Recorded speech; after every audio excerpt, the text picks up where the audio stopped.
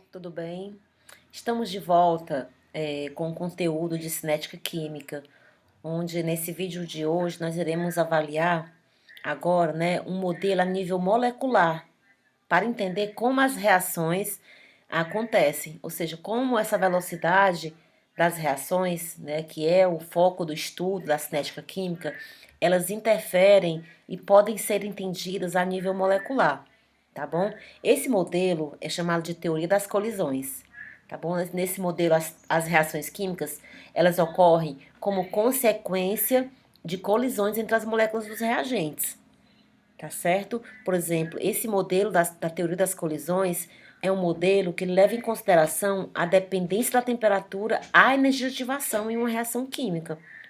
E isso é explicado basicamente pela equação de Arrhenius, tá certo? Aplicando a teoria das colisões, a cinética química, nós podemos perceber que a velocidade das reações químicas ela é proporcional ao número de moléculas que colidem, tá certo? E tem uma relação direta com a temperatura, tá bom? Por unidade de tempo também. Então, esse entendimento do quantitativo de moléculas que colidem para que a reação aconteça, né? Tem energia cinética que possa ser convertida em energia vibracional, é o foco da teoria das colisões, tá certo? Neste caso, as moléculas, como eu falei anteriormente, elas colidem e parte da sua energia cinética por meio dessa colisão, ela é convertida em energia vibracional, que é realizada para que as ligações, né, se quebrem e se formem novas ligações dos produtos, como nós iremos entender posteriormente. Então, quando essas moléculas colidem, elas devem possuir uma quantidade de energia que deve ser, no mínimo, né, igual ou superior à energia de ativação daquela reação química. Nós iremos entender também o que é energia de ativação. Então, o foco da teoria das colisões centra-se em mensurar essa quantidade de energia que ela é suficiente para que aconteça as reações químicas, tá certo?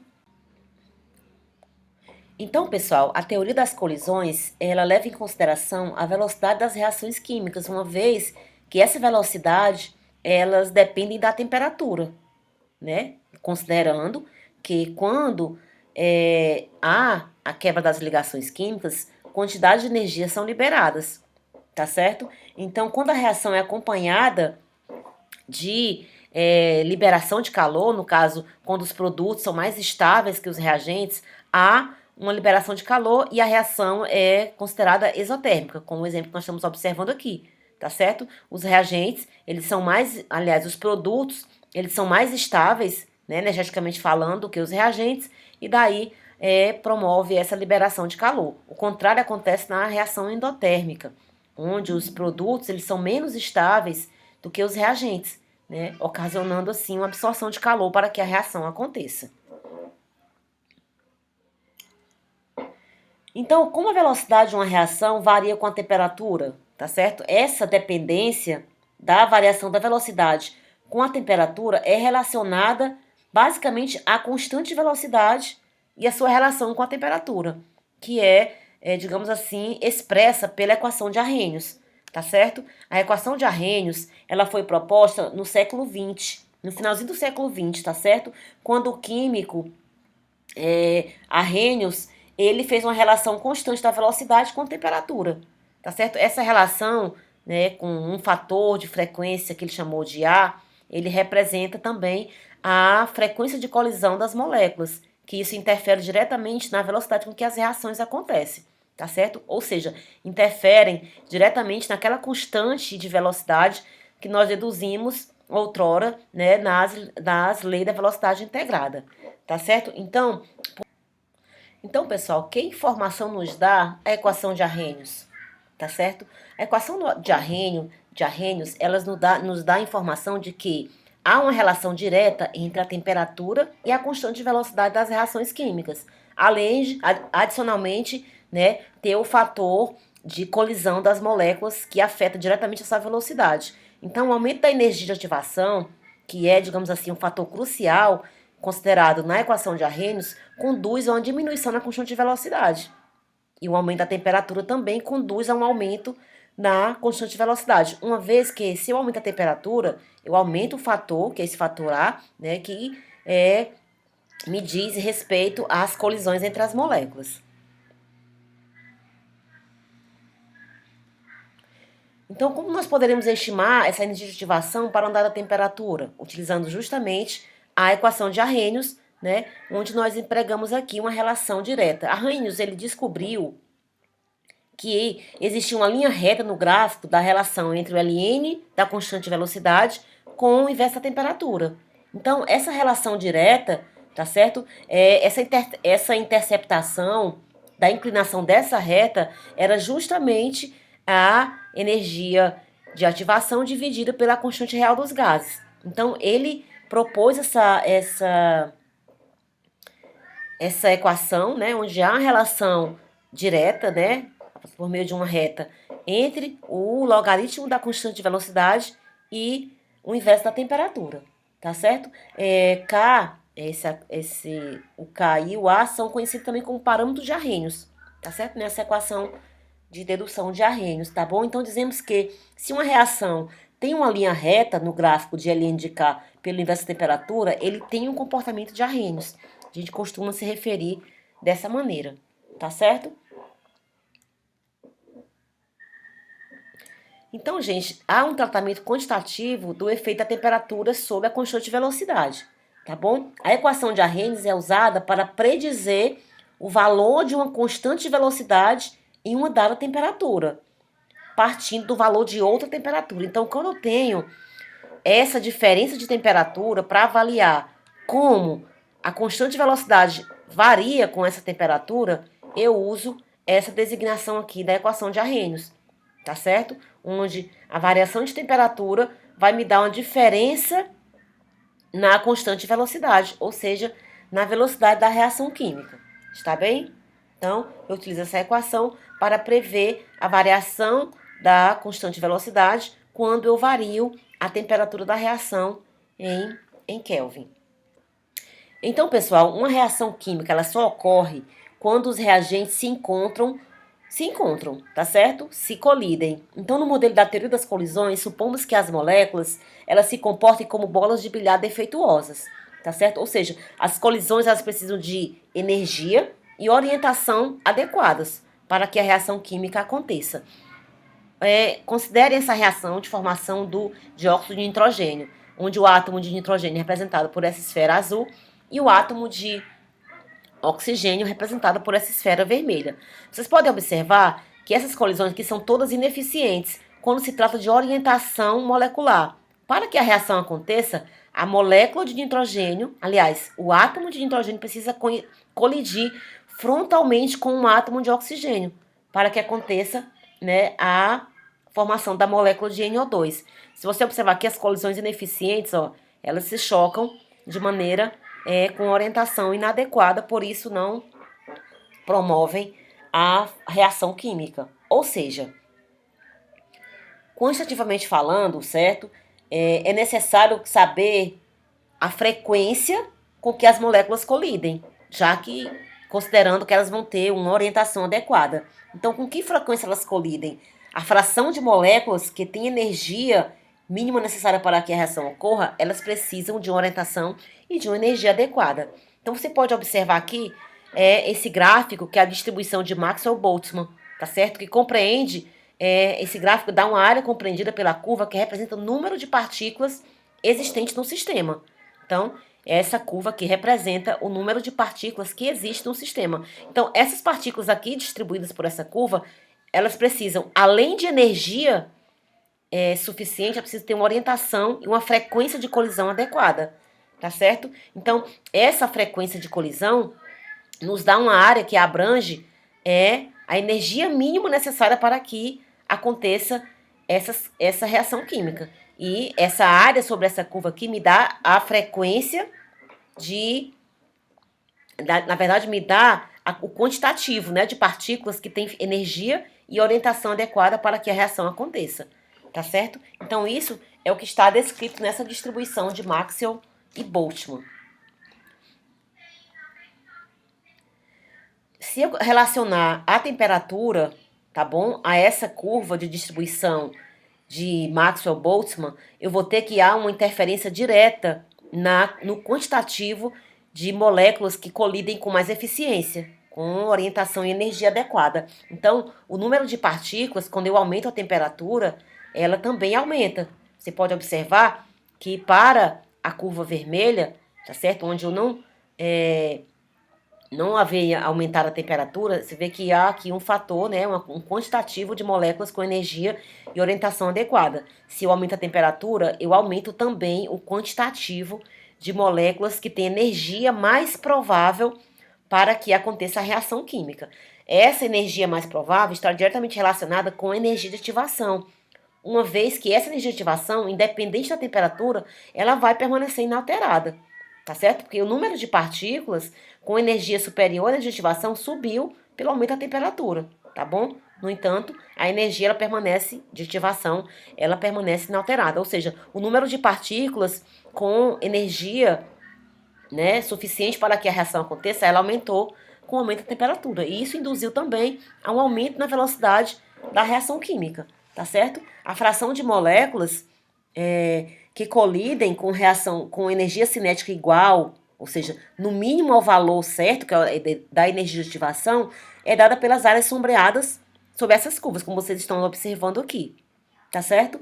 Então você pode notar que a fração aumenta rapidamente quando a temperatura aumenta, né? Compreendido por essa curva. Então, resumindo, gente, quando a temperatura aumenta, a energia mais provável das partículas na amostra também aumenta, né? E isso faz com que o número de partículas com energia mais provável seja diminuída e a energia média das partículas na amostra também aumentem, tá certo? Isso é demonstrado, como nós vimos, tá certo? Sobre a área da curva, né, do gráfico de Maxwell-Boltzmann, tá certo? Onde a energia cinética ela permanece ao mesmo, independente do aumento da temperatura, tá certo? E isso nos leva a essa definição da distribuição de Maxwell-Boltzmann, tá certo? Por exemplo, quanto maior a temperatura, maior será a probabilidade de choques. E com isso, maior será a velocidade com que a reação acontece. Se você observar aqui, ó, quanto maior a temperatura, né, maior vai ser a área sobre essa curva, o que indica também a maior probabilidade e a maior velocidade com que a reação aconteça. Está bem? Então, há de se considerar, gente, um fator, digamos assim, uma velocidade média daquelas reações para que as partículas colidam, né? Elas vão colidir com a velocidade média de acordo com esse gráfico de Maxwell-Boltzmann, tá certo? Então, essa velocidade média é uma velocidade média provável. Existe toda uma dedução matemática para chegarmos a essa dedução aqui, de que a velocidade média provável de colisão das partículas, ela é a raiz quadrada de 2 vezes a constante real dos gases, vezes a temperatura no qual a reação está acontecendo, dividido por m, que m é a relação das massas molares das moléculas envolvidas, tá certo? M é relativa à massa molar da molécula A vezes a molécula B, dividido pela massa molar mais da molécula A mais a massa molar da molécula B, e daí eu encontro essa velocidade média mais provável para que essa reação aconteça. Então, você pode observar aqui que em temperaturas baixas, que no caso do gráfico azul, muitas poucas moléculas têm uma determinada reação, nessa reação tem poucas moléculas com energia cinética suficiente para reagir. Ó, se você observar, né, nessa curva. Já em temperaturas elevadas, a fração de moléculas que podem reagir é muito maior, como se pode observar na área sombreada em vermelho, tá certo? Então, essa tem uma relação, você vê que a energia de ativação ela vai permanecer inalterada, tá certo? Mas o quantitativo de moléculas que podem reagir, dependendo da temperatura, ela vai ser maior quanto maior for a temperatura, né, do sistema reacional. Então, como eu falei anteriormente, essa teoria das colisões, elas mostram eficiência, tá certo? Baseado basicamente na orientação molecular, tá bom? Por exemplo, se uma reação ocorre ou não, quando duas espécies colidem, depende da orientação relativa dessas moléculas, como eu falei anteriormente. Então, na teoria das colisões, uma reação só ocorre se as moléculas reagentes colidem com energia cinética no mínimo igual à energia de ativação. E se elas fazem isso também com orientação adequada, né, como eu falei anteriormente, né, a orientação adequada para que essa molécula de nitrogênio, aliás, esse átomo de nitrogênio colida frontalmente com um átomo de oxigênio para que haja a formação do produto em questão. Então, pessoal, na teoria das colisões, existe também um outro ramo, que é a teoria do estado transitório ou teoria do complexo ativado. Essa teoria, ela aborda as limitações da teoria da colisão ao explicar a reatividade química. Por exemplo, como está aqui descrito no slide, durante a transformação do reagente em produto, uma ou mais espécies químicas, com vida muito curta, formam o que se assemelha, mas é diferente, do reagente e do produto. Então, essas espécies transitórias, elas contêm ligações parciais, que são chamadas de estados de transição ou complexo ativado, tá bom? A energia de ativação, ela é utilizada para quebrar essas ligações, né? Essas ligações que são convenientes para que formem os produtos até chegar ao estado de transição ou estado de complexo ativado.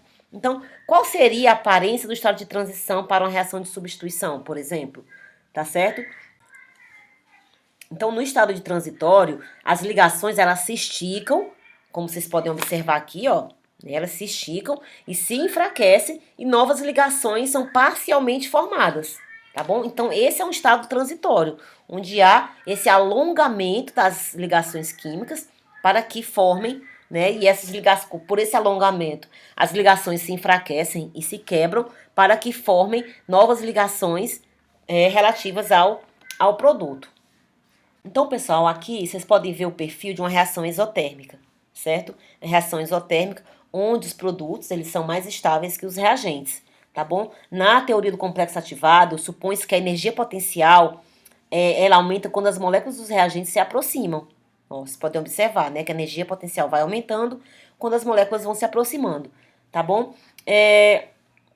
Ele vai atingir o máximo, essa energia potencial atinge o máximo quando se forma o complexo ativado. Então, ela decresce à medida que os átomos se rearranjam, tá certo? No padrão de ligações características dos produtos. Então, eles se separam. Somente moléculas com energia suficiente podem atravessar a barreira e reagir para formar os produtos. Essa barreira, no caso aqui, é a barreira energética chamada de energia de ativação, que é a energia mínima necessária para que a reação aconteça. Você pode observar aqui que antes da formação do complexo ativado, né, há um alongamento, um enfraquecimento dessas ligações e a formação de ligações parciais aqui no complexo ativado.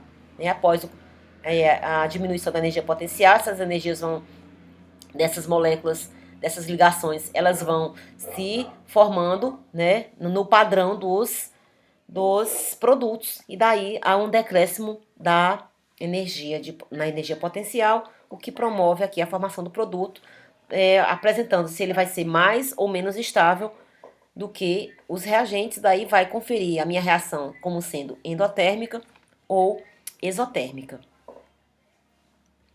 Então aqui nós temos alguns diagramas para vocês observarem de reações endotérmicas e exotérmicas, para vocês observarem o perfil do gráfico. Ó, numa reação endotérmica, os reagentes eles são menos estáveis que os produtos, tá certo? Promovendo uma absorção de calor para que a reação aconteça.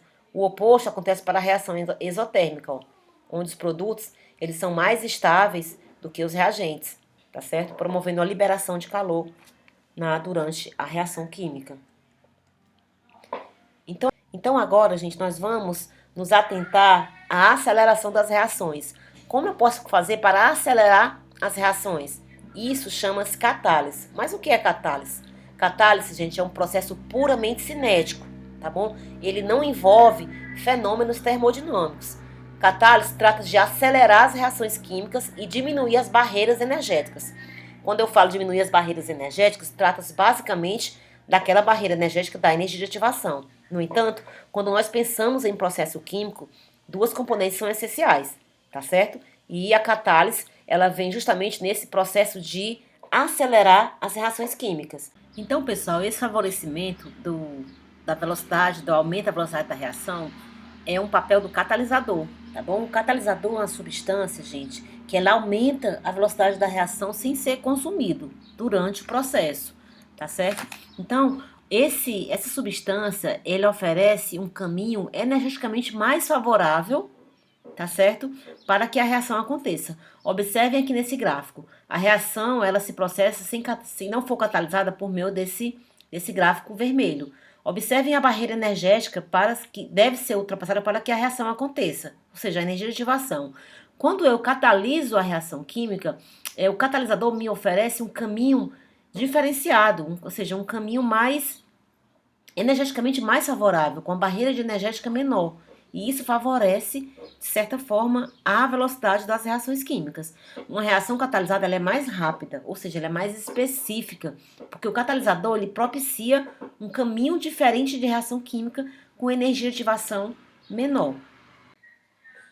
Então, aqui só para vocês observarem, tá certo? É o perfil de um diagrama não catalisado, né, que é a reação em verde. Você vê que tem uma energia de ativação, uma barreira energética, e aqui em roxo, uma reação catalisada. A reação catalisada e não catalisada ocorre por caminhos reacionais diferentes. Então, o papel do catalisador é apresentar uma opção diferente de caminho, né, para que a reação aconteça de forma rápida e sem interferência de alterações no comportamento termodinâmico da reação química, certo? Então, existem dois tipos de catálise, que é a catálise homogênea e a catálise heterogênea.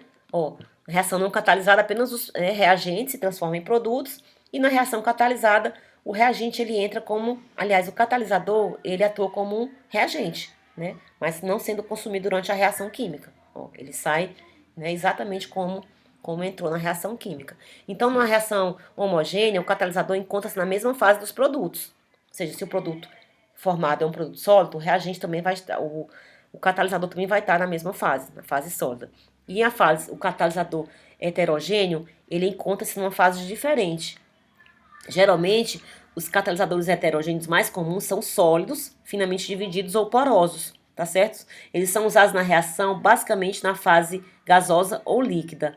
Está relacionado, né, por ser finamente dividido, um sólido finamente dividido ou poroso, essa característica está relacionada à área superficial, que acelera a reação química, tá certo? Um catalisador muito comum, utilizado na catálise heterogênea, né, são esse, por exemplo, que vocês estão observando aqui, ó. Tem uma superfície, tá bom? E o catalisador, ele entra, essa superfície aqui do catalisador, tá bom? Então, ela vai entrar justamente para promover essa fase, né, de interação entre os gases para promover a reação química. Um catalisador muito utilizado na catálise heterogênea são as zeólitas, tá certo? Por causa da sua superfície de contato bem favorecida. Outra catálise muito importante nas reações químicas são as catálises enzimáticas, também chamados de catalisadores vivos, tá certo? São enzimas, que são moléculas extremamente grandes, que têm um sítio ativo semelhante a uma cavidade onde a reação acontece. Ó, tá aqui a enzima, ela tem um sítio ativo, que é essa cavidade onde a reação acontece, então ela promove favorece, né, essa modificação do complexo ativado e daí desse substrato, na verdade, favorecendo a formação do produto, né? Existem diversos tipos de catálise que é tipo chave-fechadura, que já vem exatamente, ela já é programada para ser como os substratos, e também tem a catálise enzimática, que é o ajuste induzido, onde eu tenho que promover um ajuste na enzima para que a reação aconteça, tá certo? Então, esses são os catalisadores vivos conhecidos. Pessoal, adicionalmente a todos esses fatores que nós estudamos até agora, existem outros que afetam a velocidade das reações, além do que nós já comentamos, né? Que é a temperatura, que é o entendimento da equação de Arrhenius, as colisões efetivas por meio da teoria das colisões, mas existem também, por exemplo, o abaixamento da energia de ativação por meio do uso de catalisadores, tá certo? Mas há também outros fatores, como a natureza dos reagentes, tá certo? A área de contato entre eles, a sua concentração. Então vamos ver algum desses fatores que afetam também a velocidade das reações químicas. Um deles é a natureza dos reagentes. Existem reagentes que são mais reativos e outros que são menos reativos, tá bom? Então isso vai depender da natureza daquele reagente. Outro fator importante é a área de contato. Vocês podem observar aqui que para o mesmo material, que no caso é o aço, ó, um na fase, né, mais condensada aqui, que é o prego, e o outro na forma de lã, Você vê que onde a região de contato, né, a área de contato é maior, a reação ela acontece de forma mais vigorosa, quando comparada a uma menor área de contato. Outro fator, gente, é a concentração, e isso está muito fácil de entender, né? Porque se eu tenho uma maior concentração de moléculas, maior será a velocidade, uma vez que maior será a possibilidade de choques com orientação e energia eficientes. Então, isso tem uma relação direta com a velocidade das reações químicas. E outro fator, como nós vimos por meio da equação de Arrhenius, é a temperatura, tá bom? Quanto maior a temperatura, maior a energia cinética das moléculas, maior as colisões, né, que favorecem a probabilidade de choques mais eficientes, com energia mais eficiente, e isso também aumenta a velocidade das reações. E por fim, nós temos os catalisadores. Nós observamos, né, recentemente que eles diminuem a energia de ativação, mostrando um caminho mais eficiente e mais rápido para que as reações aconteçam. Então, pessoal, nós finalizamos aqui o nosso capítulo de cinética química, né? Aprendemos a determinar a ordem das reações, sua lei, tá certo? Além da lei da velocidade integrada das reações químicas.